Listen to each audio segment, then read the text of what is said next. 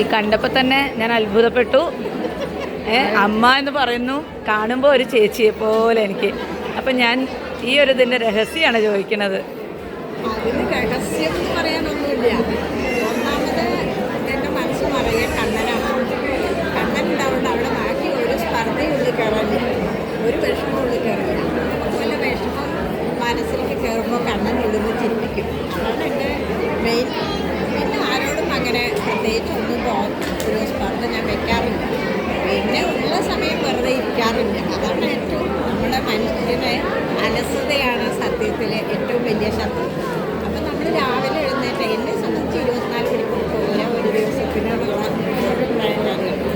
അപ്പോൾ എല്ലാ സമയത്തും ഒന്നല്ലെങ്കിൽ ഒന്ന് വീട്ടിൽ ആദ്യം കഴിക്കും. വീട്ടിൽ ഞാൻ നല്ലൊരു കൃഷിയാണ്. ഇപ്പോൾ 70 വയസ്സുണ്ട്, അത് പറയണ്ട. അതില്ല, ഞാനതാണ്, ഞാൻ അമ്മേനെ വിളിക്കാനുള്ള വയസ്സ് അമ്മയ്ക്കില്ല. അപ്പോൾ അത് കഴിഞ്ഞാൽ ഞാൻ പാട്ട് പഠിക്കുന്നുണ്ട്. പാട്ട് പാടാൻ എനിക്ക് വലിയ ഇഷ്ടമാണ്. ഞങ്ങളുടെ വീട്ടിൽ എല്ലാവരും പാടുന്നുണ്ട്. അപ്പോൾ പഠിക്കാതെ എല്ലാവരും ഒരു ക്ലാസിക്കൽ പഠിച്ചിട്ടുണ്ടോ ചോദിക്കും. ആ ചോദ്യമാണ് സത്യത്തിൽ ക്ലാസിക്കലിലേക്ക് എന്നെ കൊണ്ടുവന്നത്. ഞാൻ ക്ലാസിക്കൽ പഠിക്കുന്നത്. അതേപോലെ കുഞ്ഞുനാളുള്ള വലിയൊരു ആഗ്രഹമായിരുന്നു ഭരതനാട്യം അരങ്ങേറണം, പഠിക്കണം.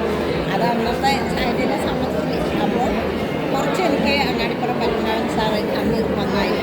പക്ഷേ അതേപോലെ സാഹചര്യം സമ്മതിക്കാൻ കട്ട് ചെയ്യേണ്ടി വന്നു. അതിനിപ്പോൾ ഞാനിപ്പോൾ വീട്ടിൽ വന്ന് പഠിക്കുന്നുണ്ട്. ഭഗവാൻ കണ്ണൻ അനുവദിച്ചാൽ ഞാൻ മെയിൽ അരങ്ങേറും.